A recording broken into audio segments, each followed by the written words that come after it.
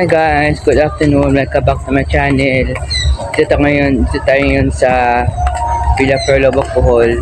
Sa video ito guys, i-share ko sa inyo ang panayam ni Karen Davila kay Coco Martin, na kung saan guys, pinagtayo ni Coco Martin ang bahay si Julia Montes at kung paano niya nakilala si Vice Ganda na hindi pa raw siya artista ng panahon na iyon. So yun guys, marami pa siyang kiniwento sa interview ni Karen Davila sa kanya. So yun guys, panoorin nyo ito. Happy birthday to you. Happy birthday to you. Happy birthday. Happy birthday. Happy birthday to you. Hello everyone, welcome to my YouTube channel. For our one-on-one series today, we are interviewing a national icon. Icon po siya dahil bawat Pilipino, kilala po ang kanyang pangalan at malaki ang kanyang impluwensya sa ating mga viewers. Kapamilya po siya pero matindi ang pinagdaanan niya sa buhay at siya ang patunay na sa sipag, tiyaga, pagdesidido ka, porsigido ka, magtatagumpay ka. And birthday po niya ngayon. Happy birthday to the one and only Coco Martin! Kunin ko lang po baka tayo. Sayang. Wow! Thank My you! gosh, happy birthday, Coco. Salamat. Alright, bigay muna natin to. Mamaya po ang kain. Coco, you are now 44 years Oo old. nga. Tama, 44. Tama. 1981. How do November you- 1, 1981. November 1. Unang-una, how do you feel being 44 today? Mas na ako mas kalmado. Kasi dati talaga, nung nagsisimula akong, sa totoo lang pinapahirapan ko sarili ko. In terms of acting, sa trabaho ko, pag feeling ko hindi ako nahihirapan, feeling ko parang may mali, parang kulang, parang ano. Pero ngayon, natututo na ako mag-let go, natututo na akong magpaubaya, tapos pag minsan may mga nakikita akong hindi gano'n pumapasa sa standard ko, hinahayaan ko na rin. Kasi sabi ko nga, kung patuloy kong pahihirapan yung sarili ko at itataas yung standard ko, sabi ko, hindi naman lahat ng tao mapiplease ko. Pero sabi ko, sa general, kailangan pa rin, alam ko na papasa pa rin to sa panlasa ng mga tao at especially sa mga boss ko. Yun yung ano. Pero do you feel old? Hindi. Hindi. Pero nararamdaman ko yung pagod Kaya ako tinatanong yan kasi 'di ba ang mga artista minsan nagpapanik when they're in their 40s. Feeling nila paano na to, tumatanda ako. Naiisip ba yan ng isang Coco Martin? Honestly, meron ako nakitang advantage ko. Kasi dahil kung mapapansin niyo po maliit ako. Kasi kasabayan ko sila, mas matanda ako kay Gerald at kay Jake eh. Pero ngayon kasi dahil nga maliit ako, pag magkakasama kami, halos magkakasing age lang kami. Malaking age gap ko sa kanila eh dahil that time nung ginawa namin yung Tayong Dalawa na isa sa mga unang series ko sa ABS-CBN. Sila mga 17 pa lang, ako nasa 27 na that time. Kumbaga malaki na yung age gap ko sa kanila. Pero ngayon pag nakikita kami, parang pakiramdam ko magkakasing age lang kami. Kaya sabi ko, yun yung advantage na maliit ako. Tapos siguro dahil medyo mukhang bata ako, kaya hindi ganong halata kahit 44 na ako. Oo, hindi nga halata. So, totoo lang. Grabe, masyado ka namang iconic. On the set, live. Diba? Nandito tayo sa Batang Quiapo set. Thank you. My God. You know, I interviewed you 2 years ago. Oo nga, on the pilot set, ng the ano, pilot of ng Batang Batang Quiapo. Quiapo. Okay, 2 years after, how do you feel about Batang Quiapo? How it turned out? Honestly, na-surprise ako kasi hindi ko inaasahan na malalagpasan ng Batang Quiapo ang probinsyano. Kasi nung ginawa ko yung probinsyano, and after probinsyano, sabi ko sa sarili ko, hindi ko na mauulit to. Feeling ko tsamba. Kasi 7 years marami akong mga show na tinangkilik ng mga tao, na nagustuhan ng mga tao. Pero ang probinsyano ang pinakatumatak sa lahat. And then sabi ko, 7 years, hindi ko na mauulit to. Sabi ko, feeling ko ito na yung pinakarurok ng karir ko. Pero nung ginawa ko yung Batang Quiapo, na-surprise ako kasi mas lumagpas pa siya. Honestly, kung dumating yung point na hindi nawala yung ABS-CBN, di hamak na mas malayo ang ratings niya sa probinsyano. Kasi nung nasa Channel 5 kami, nung probinsyano days ko, ang ratings ko noon is 17. Oo. Pero nung nagbatang Quiapo na ako, nagto-27 kami. Kumbaga, layo nung ano niya. Tapos, ito rin yung first time ko na ako talaga yung producer and line producer. Kumbaga, as a general, ako talaga lahat gumagawa. Kumbaga, sabi ko nga, lahat ng natutunan ko sa probinsyano, na i-adapt ko dito, na ilalagay ko dito, lahat ng mga pagkakamali ko na aayos ko. Tapos, syempre, ang feeling ko kasi, ang strength ko is pagkukwento, yung storytelling eh. Kaya sabi ko, nasasalamin ko talaga yung buhay ng mga Pilipino dito sa kwento ng Batang Quiapo. Pero, ang limitation ko sa Batang Quiapo is the location. Ayoko kasing tanggalin sa Quiapo o sa Manila area yung milieu ng show kasi nga ang title is Batang Quiapo. Hindi katulad ang probinsyano, halos naikot namin yung buong Pilipinas. Pero sa Batang Quiapo, sabi ko, i-reserve ko yung location sa next show na gagawin ko. Kaya talagang inaano ko na huwag tayong aalis kahit anong mangyari sa Maynila. Eto, masinsinang usapan. Mahirap ba katrabaho si Coco Martin? Sobra. Totoo. Totoo. Sobra. Mahirap ako katrabaho kasi Sumisigaw ka ba sa set? minsan nagagalit ako talaga pag ano. Kahit sa creative meeting, nagagalit ako. Kasi tao ako eh. Hindi naman ako nagpapaka-artista. Sabi ko nagsimula ako kontrabida sa mga unang teleserye ko. Hindi ko naman nakalain na mamahalin ako ng tao at magugustuhan ako. Kasi sabi ko nga, unang-una bata ako. Kapag hindi ako nagpakita ng tapang at na pinapakita rin sa mga tao na seryoso ako sa ginagawa ko, sa dami ng mas may edad sa akin at mga veteran actors at lahat, hindi ako re-respetuhin. Kailangan ipakita ko sa kanila kung ano yung nasa puso ko, o ano nasa isip ko, at ano ako bilang tao. But do you think you are misunderstood? Baka mamaya, kunyari, veteran actor, sasabihin, ang yabang naman ng Coco Martin. Hindi naman. I think, alam ko naman yung limitation ko. Sumisigaw ako in a way na alam ko yung position ko at alam ko ang dahilan kung bakit ko kailangan gawin yun. Pero hindi naman ako sumisigaw para sigawan ng artista o yung stop o pahiyain sa mga tao. Pero minsan kailangan mo magtaas ng boses para pakita sa kanila na, teka lang, may kailangan. Kasi minsan, syempre, kasi ang collaborative ako eh. Gusto ko, anong magandang gawin dito? Tulong-tulong yan. Syempre, iba-iba minsan agenda. Di ba minsan mayroong magsasabi na, dapat ganyan. Pero pag ina-analyze mo, parang pakabig.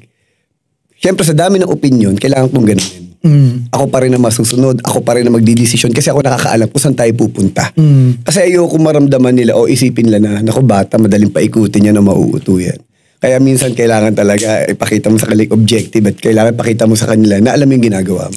Hanggang ngayon daw, kapag nagsushoot kayo, walang script.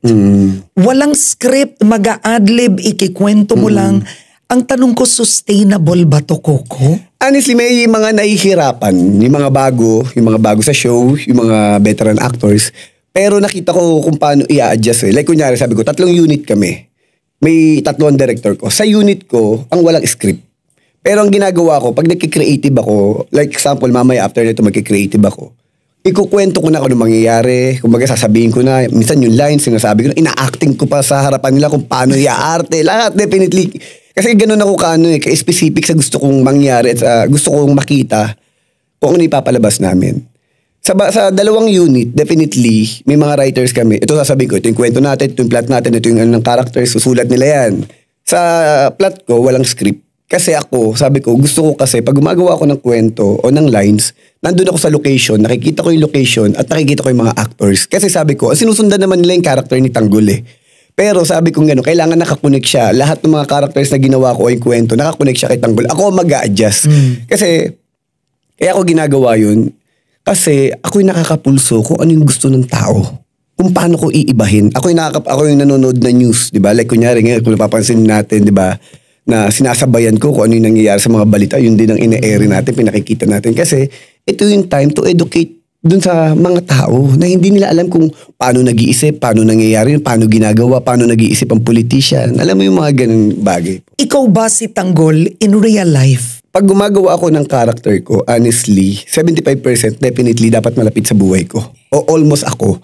Kasi bakit? Kasi para kabisado ko. Kasi pag hindi mo kabisado ang isang bagay, kaya nga kung mapapansin niyo po, yung mga show na ginagawa ko, kadalasan pag akong gumagawa ng show, laging mahirap. Kasi yun yung pinagmulan ko eh. Yun ako bilang tao. Pag binigyan mo nga ako ng role na mayaman, definitely, kalahati doon baka tanggihan ko. Kasi nga hindi ako yun. Hindi ko kayang gawin. Pero wala kang choice, di ba? Pero sabi ko nga, gagawin ko yan, pero sa isang kondisyon. Kung mayaman yung role ko, bigyan mo ko ng dahilan ba't ako yumaman. Hindi ko kayang biglang lang mayaman at nag-i-English at social-social. Parang hindi ko yata magagawa yun o hindi ko kayang gawin. Si Tanggol, 380,177. Kayo po, 525,000. It's a lot.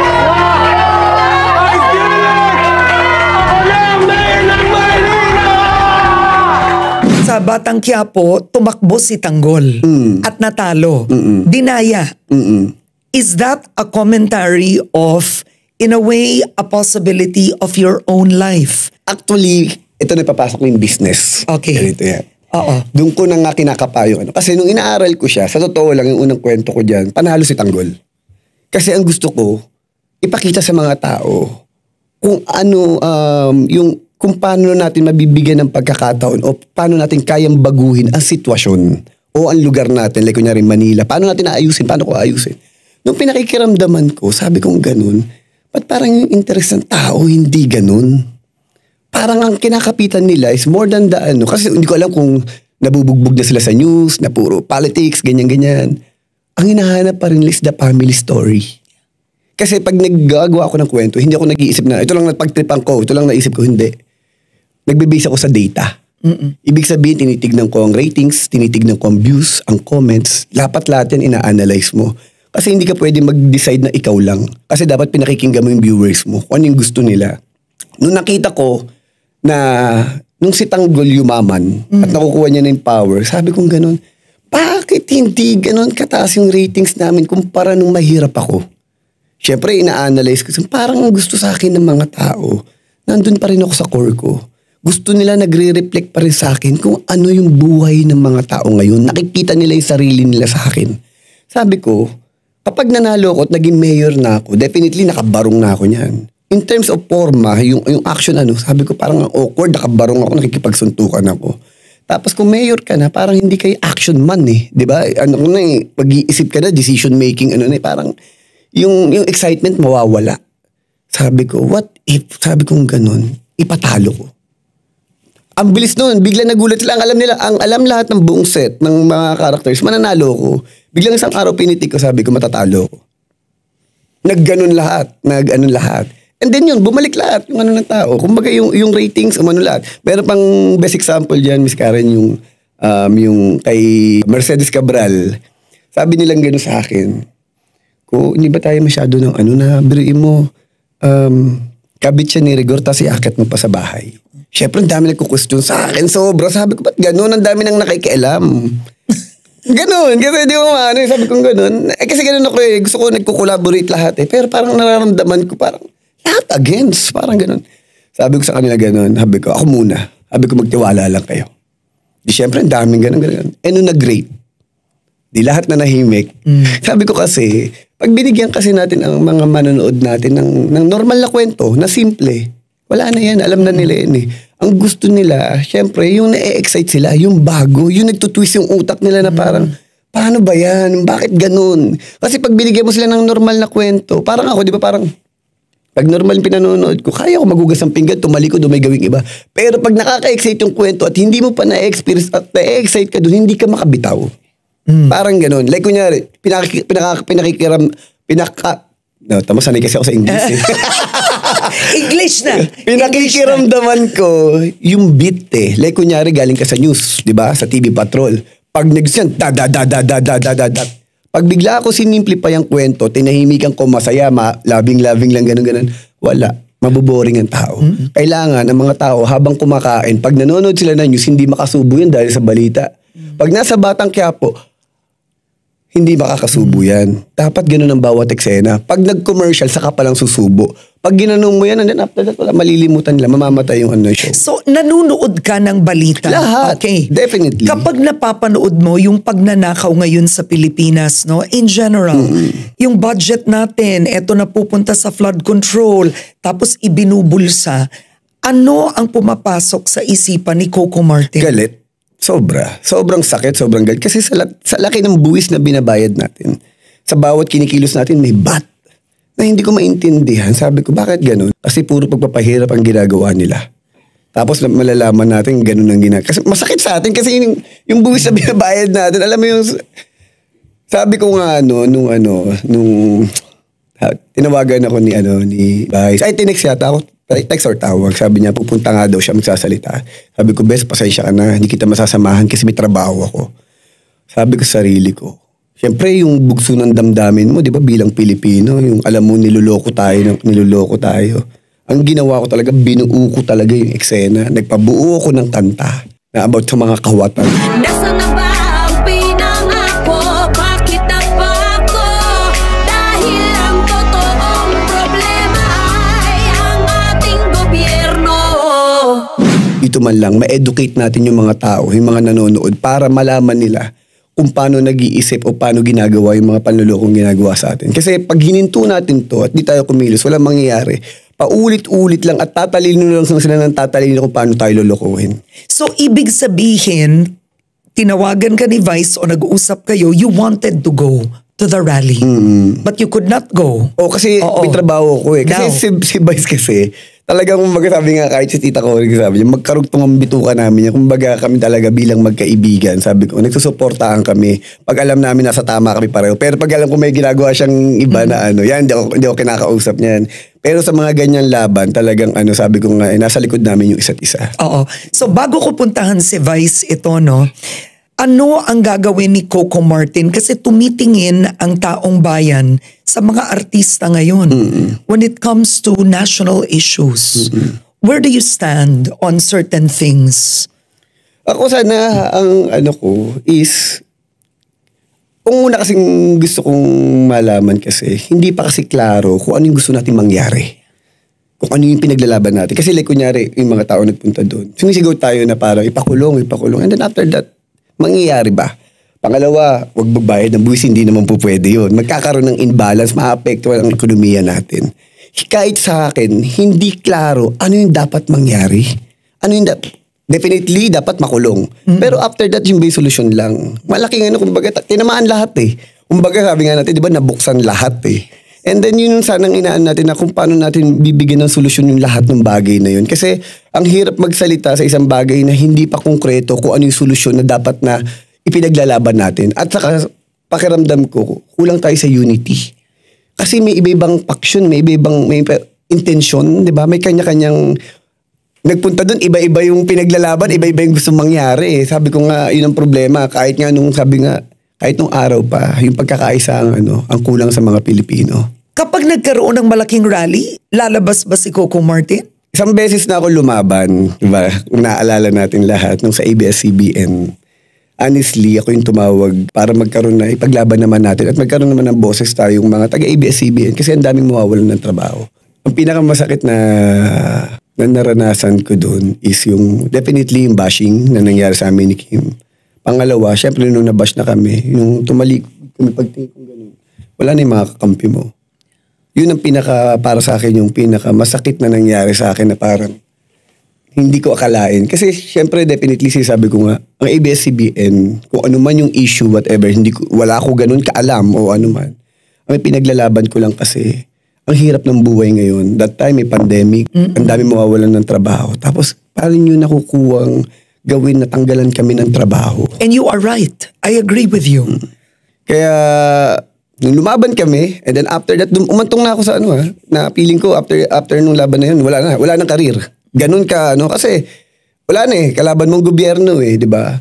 Tapos after that, yun, ang pinakamasakit nun, yung kapwa ko, mga artista pa, ang nambabash sa amin. Para bang hindi nyo naintindihan yung pinaglalaban namin, yung sentimento namin na parang hindi naman yung ABS lang yung pinaglalaban namin. Ang pinaglalaban namin, klaro, may pandemic at maraming tao mawawalan ng trabaho. At gusto kong balikan, nasan na? Ano na nangyari sa mga tao na walan ng trabaho? Ngayon, sa totoo lang, mayroong imbalance sa network. Dahil na walang ABS-CBN, nagkaroon ng imbalance. Ngayon, anong solusyon? May binigay ba silang solusyon? Wala. How did you get over that whole period? Kasi you came out stronger. Isipin mo, walang franchise, nagbatang Quiapo. Alam niyo po, Hindi biro yun, ha? nung nangyari yung pandemic, di ba? Nagsara ABS, karoon ng pandemic. Ako ang kauna-una ang tinawagan para bumalik mag-taping. Kasi that time, wala nag-i-start dahil may pandemic. Sabi kong ganun, sabi ko, gusto kong magtrabaho dahil marami akong mga kasamahan na walang trabaho, wala na makain. Kasi may mga namamatay. Sabi kong ganun, sabi ko, kahit gusto ng puso ko, ang problema ko may namamatay. Sabi ko, papayag ako sa isang kondisyon. Ako magsiset ng rules. Kung anong gagawin natin sa lock-in. Kasi magla-lock-in kami, mag-ano kami. Sabi kong ganun, hindi kami mabubuhay kung ang gagawin nyo is kukulong kami sa isang hotel. Sabi ko, good for 5 days, okay yan. Pero after a month, wala na yan, mabuburyon na kami dyan. Sabi ko, ang kailangan namin nasa resort kami. May nakikita kaming green, tubig, nakakahinga kami, nakakapag-exercise kami. Nung sinet kong ganun, nagpunta kami ng Batangas, pati yung location ang ginawa ko, doon kami sa resort ni John Prats, ni Prati. Tapos ang location ko lang doon sa sa farm ko. Ganun lang, tumatawid lang kaming ganun. May farm ka pala? Bakit tayo nandito sa studio? Diba?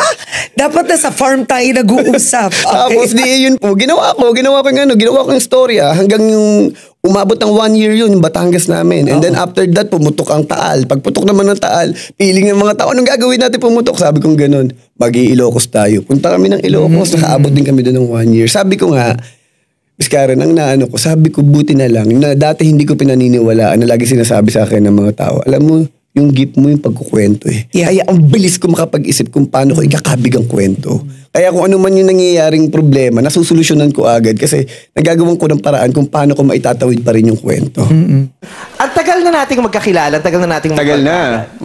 Yung 10 taong may gitna, no?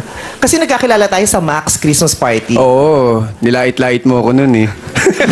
Paano ba kayo naging close ni Vice? Naku, matagal na po. Oo, paano? Ano pa siya, kumbaga doon pa lang siya sa punchline. Kumbaga entertainer pa lang siya, doon comedian pa lang siya. Pero hindi ka pa sikat noon. Wala pa, hindi pa rin ako artista. Wow! Magkaaway kami nung umpisa. Ha? Oo, yun ang kwento namin. Wait, Sorry. hindi ko alam to. Kasi ako noon, waiter ako sa isang restaurant. Tapos, unang pagkikita namin, waiter ako sa isang restaurant, Christmas party. Syempre, mga inaano dyan, mga stand-up comedian. Tapos, syempre, papatawa siya. Si Chocolate yata yung kasama niya nun. Di waiter lang ako. Pero siya, kaibigan na siya ng mga pinsan ko kasi waiter din yung pinsan ko sa brother ko sa punchline. Ang ginawa ni Vice, dahil syempre, hahanap ng gwapo, ganun.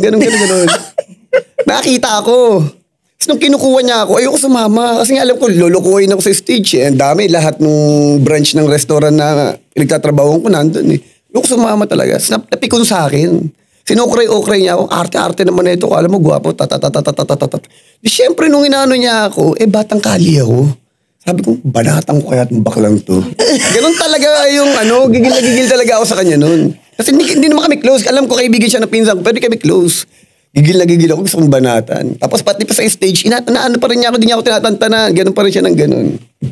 Then after that, nakita kami ng pinsan ko. Sabi ko, kuya, pagsabihan mo yung tropa mo, ha? Sabi ko, ganyan. Sabi ko, gugulpihin ko yung baklang yan.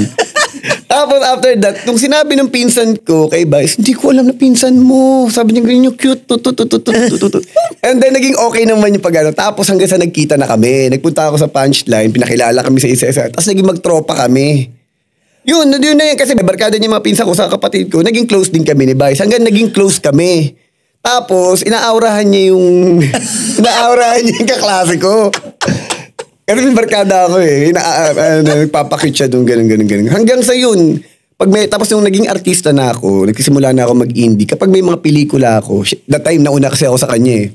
Pag may mga pelikula ako, kinokontak ko siya para mag-guest sa akin. Yung mga maliliit lang na roles na mga bading na And then, si Vice pa nun talaga, yung suporta nun, kahit nun pa, binibigay niya sa akin. Ako naman, pag pupunta siya sa shooting ko, dahil nga mag-guest siya, may kasamang boyfriend, tapos may daladalang motor, alam ko naman, binigay na naman niya. Alam mo yung mga ganung small Tapos pag dahil nga, laking kalye, pag nakikipag-away ako doon sa lugar namin, si Vice ang takbuhan namin. Doon kami minsan natutulog sa kanila. Nagsimula kayo sa wala noon. Isipin mo, waiter ka noon when you became friends. Now you're both iconic. Ano ang feeling na isipin mo, di ba, ang kaibigan na nakilala mo at your lowest point, in a way, nagsisimula pa lang, Tapos ngayon, you are both national icons. Hindi namin nakakala. Kasi like ako, si Vice, ang ano naman yun, hindi ko naman nakakala magpapasok siya sa showbiz eh. Ako naman, alam niya yung stepping stone ko lang at di ko naman talaga maging artista. Oo. Tapos nauuna na ako sa kanya, kumbaga extra lang. Tapos ito na, hanggang sa ano na siya, nakikilala na. Tapos meron pa nga one time, tatlo kami, may ginagawa kami show noon, hindi ko na sabihin ko sino artista, Ligaw na Bulaklak. Sabi sa akin gano'n na kasama kami, chocolate ako sa kasya. Madaling hanapin yung artista. Hindi ko na sasabihin. Sabihin mo na lang. Basta gano'n lang. Sabi sa akin nung sabi sa akin nung isang artista, sabi niya, gusto ko itang sapakin eh. Sabi sa akin, siyempre hindi ako. Kasi sabi ko nga yung problema ko, Miss Karen, kasi sabi ko, from elementary hanggang college, takaw konsunada ako. Dahil maliit ako. Tapos siguro dahil may itsurang konti. Di ba gano'n? Hindi, totoo, di ba? Alam mo gwapo kayo, totoo. Don't lie to me. You know you're good looking. Basta gano'n. Tapos gano'n na naman. Di ko alam bakit ako takaw konsunada. Pero yung nananahimik ka, sasabihin kang gusto ko kang sapakin. Di na doon kami sa kotse ni Vice, Fortuner pa nun. Sabi ko, Bes, sabi, gusto daw ako sapakin. Di sabi, nagulat sila. Pucha na di pagbigyan mo para makilala niya kung sino ka. Kasi nga, di ba kilala niya kung sino ka? Siyempre po, pag bagu-baguan ka pa lang, wala ka namang karapatang lumaban, di ba? Walang ano. Kaya nung nakikita na ni Vice na ito na, nung medyo nakikilala ka na, sumisikat ka na ng konti, kami honestly, natutuwa kami para sa isa't isa. Ako honestly, lahat ng concert niya, siguro mga tatlo or 4 na guest ako sa kanya. May time na hindi ko makalimutan yon. Nakakumpine ako sa St. Luke's. Pero dahil concert niya at nakapangako ako sa kanya mag-guest, lumabas ako. Kaya meron akong isang guest dun sa concert niya, bloated ako kasi syempre naka-dextrose ka eh. Sumagang-maga kang ganun. Tapos syempre kanta. Pero ganun ang pagmamahalan yun ni Vice. Yun yung mga ano namin. You don't fight? Kami, walang personal. Pero one time, nagalit ako dyan. Kwento ko lang. Kasi may show siya sa Davao. Ang guest niya ako sa si Papa Chen. Ay, Vice! Hindi yan. Di ako sa si Papa Chen ang guest niya. Tapos ang gusto niya, syempre pag nasa show, syempre show niya yun, di ba? Kumbaga siya ang ano dun eh. Ang gusto niya, habang siya, magpapalit siya ng damis. Bago siya magpalit ng damit, interviewin niya na ako. Bago ako kumanta. Sabi ko, Bes, hindi po pwede. Kailangan kanta muna ako. Kasi sabi ko, pag in-interview mo na ako at kumanta na ako, hindi na magpapalakpakan ng tao. Pakikinggan na ako niyan. Hindi ako marunong kumanta. Sabi ko, ang pinaka ko lang is yung unang labas. Siyempre, wow, sigawan yun. Di ba? Kahit di ka marunong kumanta, tuwa sila sa'yo. Tapos, sabi niya, hindi. Sabi niya, interview na muna. Sabi ko, Bes, masisira ako. Sabi ko, mawawala yung impact ko naman. Nagalit. Ang ginawa niya ngayon, nagbihis siya, pinakanta ako, tapos hindi niya na ako in-interview. Nag-away kayo? Hindi ba kami nag-away? Basta hindi niya ako in-interview. And then after that, tinapos niya na yung buong show. Ay. Sabi ko ganun. Okay, sabi ko ganun. Kumbaga, honestly, na-hurt ako noon kasi nagpunta ako ng Davao para sa kanya. Pangalawa, di naman niya ako binayaran. Alam mo, matatawa si Vice pag napanood ko. Tapos, ganun yung inano niya sa akin. Di ito na ngayon. One time, nakikreative kami noon. Doon kala Sir Deo sa LGB. Nagiinuman kami habang nakikreative. Tinext ako ng pinsan ko. Sabi niya, Deng kasi palayo. Sabi niya, Deng, galit. Mag-away ba kayo ni Vice? Ay. Sabi ko, bakit? Para kayo mag-sweetheart. Sabi niya, kasi parang tinitira ka niya sa showtime eh. Ay. Sabi ko, bakit? Sabi niya ganun. Wala. Sabi niya, nagjo-joke siya ng one dilaklut. Dahil bulol nga ako. One dilaklut. Yung one dilakrus kung one dilaklut na yun na ganun na. Lasing ako. Tinawagan ko ngayon si Ate Kate, yung niya that time, road manager niya. Ate Kate, sabi ko nasa si Vice. Bakit ganun? Sabi mo isa. Sabi ko ganun level. Talaga galit na galit ako. Sabi ko, pag pinuntahan ko sa ibis, bubugbugin ko yan. Sabi ko nananahimik ako. Kumbaga may atraso ka ba sa akin sa Davao, aasarin mo pa ako sa showtime. Pero pagmamahal yun. Siyempre minsan di ba may mga ganun misunderstand. Saka hindi naman kami nag-usap eh. Hindi niya naman alam nagtampo ko. Whatever, ganun. Kumbaga gigil ako sa kanya na sabi ko, ba't mo ako inaano ba kita? Parang bakit mo tinitira? Ano nangyari? Wala, hindi rin na Tapos sinabi ko kay Sir Deo, huwag mo na pansinin, sabi niya baka wala lang sa Pero feeling ko, baka hindi niya siguro natatandaan. Baka feeling ko yung hugot niya pa rin yung sa Davao na hindi ko siya pinagbigyan. Kaya na bad trip siya paano kayo nagbate? Wala rin. Nung nagkita rin kami para walang nangyari. Hindi ko naman yan. Wala naman nangyaring away na. Pero mga bilang magkaibigan, syempre minsan, hindi mo maano na merong mga ganong misunderstanding na hindi pagkakaroon. Pero ang kinaganda sa amin ni Vice, every time na nagte-textan kami niyan, mararamdaman mo talaga yung support at pagmamahalan. Pag bawa kunyari nakita mo yung thread ng ano namin, ng textan namin, yung suporta, nandun talaga. Oo. No, only a real friend can talk about another friend in the way you did. Kung hindi kayo tunay na magkaibigan, di mo kikwento yun. Oo, sa kayo, wala namang magkaibigan na perfect na puro saya lang, di ba? Yung ganun, kasi totoo kami magkaibigan at malalim na yung pagiging magkaibigan. Sabi nga namin kahit dito sa showbiz, di man kami lagi magkasama, di kami magkaano. Pero sabi ko nga, ito mahirap, di pa kami artista, magkaibigan na kami niyan. Kaya ngayon pag nagkikita kami, kahit di kami nag-uusap, alam yung pagmamahal namin sa isa't isa. At alam ni Vice, kahit pinag-uusapan nga namin minsan yun, Bes, ay dumating ang point, malaos na tayo at maghirap ka. Baliktad, di ba? At maghirap ka na sa likod mo ko. Ang ganda naman. Kasi, kumbaga, yun yung kumbaga, sinisecure that ina-assure namin yung isa't isa Other than Vice Ganda, who is your best friend in the industry? Marami Like si Tito Mike, si John Prats, si John Medina, sila Kuya Raymart. Yun yung mga core ng mga kaibigan ko. Yung mga nakasama ko talaga sa probinsyano kasi 7 years Like, kunyari may kaibigan ako si John Medina kasi. Kaibigan ko na yun since extra pa kami. Sa iba-ibang talagang, kaya lahat ng show ko kasama ko rin. Natutuwa ako na hindi mo nakakalimutan yun. Na alam mo yun, kaibigan ko nung waiter pa ako, kaibigan ko nung extra pa kami. That's what makes you truly special. Kasi po, sabi ko, Miss Karen, hindi kasi madali yung pinanggalingan ko. Talaga lumusot ako sa butas ng karayom. Sabi ko, from the extras, di ba, from yung kauna-unang acting experience ko na minura ko ng director, rejection. Dito lang sa ABS, paulit-ulit ko kinukwento. 2 beses, nung nasa India ko noon, 2 beses sila nag-inquire sa akin. 2 beses nila ako ni-reject. Sila nag-inquire, sila rin nag-reject sa akin. Ang ano talaga nila, bold star ang tingin nila sa akin doon. Ang sakit para sa akin. Kasi sabi ko, ang taas ng respeto ko sa trabaho ko, pero ang baba ng tingin sa akin. Bakit ganun? Tapos ang masakit, kayo nag-i-inquire, pero kayo rin nagre-reject sa akin. Hanggang dumating ako sa point na sabi ko, kung ayaw nyo sa akin, diwag. Sabi ko, di ko naman pinagpipilitan ng sarili ko Hanggang nung lumaban ako sa Cannes, kinausap ako ni Jacqueline Nuset, pinakausapan ako na, sige na, pagbigyan mo na si Direk Andoy Ranay, malay mo, sabi niya, makuha ka dito. Pag hindi ito natuloy, huwag ka na mag-TV. Klaro huwag ka na mag-TV forever. Buti ka mo nagpunta ako. Kung di ako nagpunta, di sana mahirap pa rin ako ngayon. Nakuha ano namin, yung Coco Plus. Yan. Ibig sabihin po niyan, Coco Plus, diba? Community and Consumer Plus. Ibig sabihin po na lahat ng mga produkto na gagawin namin, dapat laging may pasobra, mas maganda, mas epektibo, at laging meron silang value added dun sa makukuha nila. Kasi may negosyo ka na. You started your own cleaning brand. Diba? So ano pa to? It's like the Coco Martin Corporation. Ang ano ko kasi, Miss Karen, sabi kasi nila, dahil alam ko naman na yung trabaho ko hindi to pang habang buhay. Sabi nga natin, tatanda tayo, malalaos tayo. Kaya sabi ko nga ako, ang advantages ko is nakapunta ako sa production. Hindi production na as a director lang, di ba? Kumbaga, ngayon, nagpo-produce ako. Ako nag-iisip ng show ko. Ako nagko-conceptualize. Ako lahat gumagawa. Sabi ko, hindi po pwedeng puro ako lang kasi mapapagod ako. Kaya ngayon, ang ginagawa ko ngayon, pumapasok ako sa mga business. Kumbaga, parang inaano ko, ano bang ano dyan? Yan. Kasi katulad yan, yung nagtayo kasi kami ng company, yung Coco Plus, Community and Consumer Plus. Ibig sabihin, sabi ko nga, gumagawa kami ng product because sabi ko dahil nag-pandemic, nagkaroon ng pantay-pantay. Diba dati, malaking kumpanya lang ang nakakapagawa ng mga ano. Because of pandemic, sumikat ang mga vlog, ang mga sa internet. Sabi ko, uy, ang laking opportunity nito.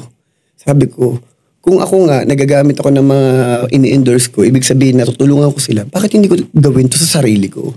Kaya nagawa ko na sarili kong product. Sabi ko, nung ginawa ko siya, sabi ko, gagawin ko yung produkto ko kung saan ko alam na gusto ko ng tao at saan ako malakas. Kasi sabi ko, kung gagawa ko ng isang product na, halimbawa, kunyari, pabango, okay naman. Pero parang hindi ako yun Pang ano yun, sabi ko, pang James Reid, ganyan. Yung mga guwapo talaga na, uy, pag nakita mo pa lang, alam mo amoy mabango, di ba? Ganon. Sabi ko, kasi ako masay. Amoy mabango ka naman. Ang OA na. Di ba? Kumbaga masa Kumbaga sabi ko nagmamahal sa akin, lola, lolo, nanay, tita, tito. Sabi ko gano'n. Kaya inisip ko, sabi ko, bakit hindi ko simulan sa dishwashing liquid? Kaya ako sinimulan yun. Tapos sabi ko, very Pinoy, ginawa ko bida. Sabi ko kasi, di ba, sa mga action, dapat palaban. Tapos sabi kong ganun, ilalagay ko mukha ko dito. Bakit? Sabi ko, kasi ganun ako ka-proud at naniniwala. Kasi sabi ko, pag sumablay ako dyan at palpak yan, sabi ko, masisira ako. Ibig sabihin, kaya ako nilagay yung mukha ko dyan, ganun ako ka-proud doon sa produkto ko at ina-assure ko ang mga tao na totoo ang lahat ng sinasabi ko. Kaya ito, sabi ko, nung pumasok na ako dito, nakakita pa ako ng ibang opportunity. Saka ako sabi ko, sumasali ako sa maliliit na mga na hindi ko kailangan personally na ako yung pumupunta doon. Pero pumupunta ka. Pumupunta ako, pero hindi yung 24 hours na diba? Coco, natatakot ka bang malaos? Mahirap sabihin yan, yung totoo. Kasi syempre, nandito ka sa peak mo eh. Pero I'm sure, pag dalaos ka, masasaktan ka rin. Diba? Kasi, ang binibigay mo naman, hindi lang naman nagpapakyut ka lang eh. Ako, honestly, binibigay ko buhay ko eh. Everyday, diba? Everyday itong ginagawa ko. At ginagawa ko yun hindi lang para sa negosyo. Ginagawa ko yun dahil iniisip ko para magbigay ako ng saya at ng inspirasyon sa mga manonood ko. Kumbaga puso yung binibigay ko eh. Bakit nga ba ang puso hindi mapigil na umibig sa'yo? Now, from magkaibigan to pag-iibigan. Okay. So when I interviewed you 2 years ago, you wanted to keep your private life private. Pero in the last 2 years, mas lumalabas na kayo ni Julia. Okay, ako tatanungin ko, totoo, kasal na ba kayo? Tas hindi lang namin alam. Ano ba yung totoo? Hindi kasi, honestly, Miss Karen, syempre galto yan eh. Pero kasal ka na ba? Hindi pa. Okay. Hindi kasi inaano ko nga kung Kala bakit ko- natanong sa akin yan. Kasi siguro dahil may pagka-director ka, di ba may pinapangarap ka eh. May mga bagay ka pang inaayos sa buhay mo na gusto mo pag ginangyari ang lahat na yun, magiging perfect timing. Kasi kanya-kanya tayo, di ba? Kanya-kanya tayo ng ng mga dreams. Ako kasi sabi ko, nagpapatayo kasi ako ng bahay. Ngayon. Oo. Ng isa pang bahay. Kasi sabi ko, gusto ko, pag natapos na siya lahat, gusto ko yung after that, dun mo na siya mabubuo lahat. So, narinig ko to from my sources. Nagpapatayo ka ng bahay for Julia. Yung bahay na to is for Julia, no? Ibig sabihin ba pag natapos yung bahay na yun, ikakasal na kayo?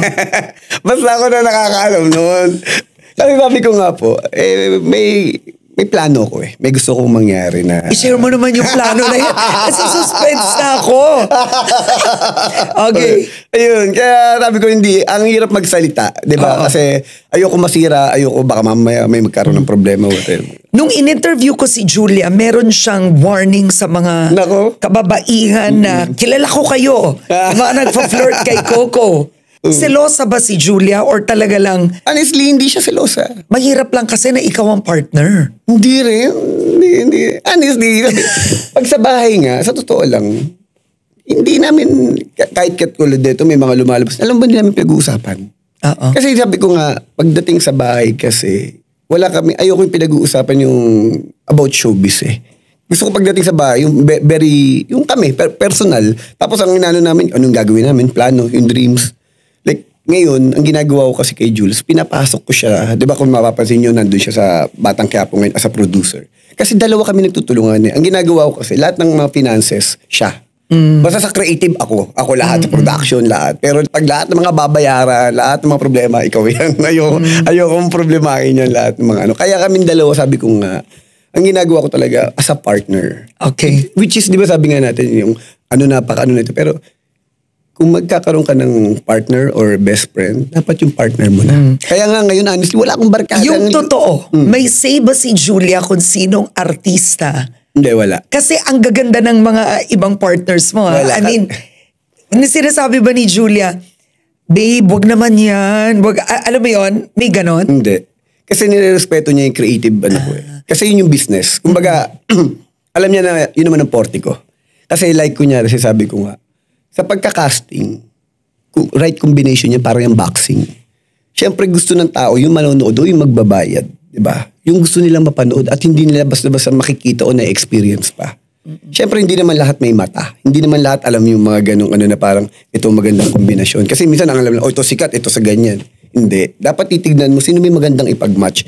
Kaya kung papansinin niyo po sa Batang Quiapo, kahit yung mga veteran actors, ako like kunyari yung gusto ko makita mag-eksena si Christopher De Leon saka si Albert Martinez. Yung pag nag-eksena, nag-away, oh no. Yung mga ganun, yung mga alam mo na bibihira mo lang o hindi mo basta-basta makikita. Kasi yun yung, sabi ko nga bukod sa pagkukwento, yung gift ko yung pagka-casting. Yung mga babae nga ang tanong ko, Ivana Alawi, Yasi Pressman, ang dami pang iba. Hindi niya. Talaga? Hindi niya pinakikialam. At ikaw, hindi mo iniisip yon? Ayokong, yan, kasi pag kinonsult ko sa kanya, definitely magkaka-opinion siya. Pero ang sinasabi ko kasi, ayokong paapektuhan yung business side. Kasi pag pinaano ko sa kanya na hindi niya porte, maapektuhan. Ayokong dumating yung point na parang nakukontrol ako sa business side because kinukonsider ko yung partner ko.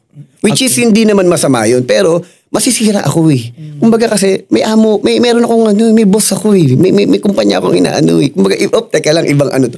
Kumbaga, kailangan kong protektahan tong ano to. Pero sabi ko nga sa kanya, in terms of financial, ikaw bala mag-budget. Ikaw bala, toka mo yan. Pero dito, ako nakakaalam. So, Coco, do you have a birthday wish? Anong birthday wish mo? Honestly, kasi sabi ko nga para sa akin kasi halos lahat eh. Sobra-sobra yung binigay sa akin ni God. Kung may hilingin akong birthday wish, siguro yung unity para sa lahat. Kasi yun yung kulang sa atin, sa lahat ng mga Pilipino. Para mapagtagumpayan natin tong laban na hinaharap natin sa buong bansa. Wala na akong hilingin personally sa akin, sa career ko, sa love life ko. Naks. Kumbaga parang para makapagbigay na ng makapag-share na ng blessing para sa maraming mga tao. At which is yun naman yung kahit paano na nagagawa ko kahit konti sa mga tao. Yun guys, ito pa rin tayo sa Villa Fairlobak, Bohol. Yun yung napanood ang Panayami Calendar Villa kay Coco Martin. So yun guys, kung gusto niyo yung video na ito, please like, share, subscribe, click the bell icon. Nag-updated kayo sa mga videos na upload ko pa. Bye!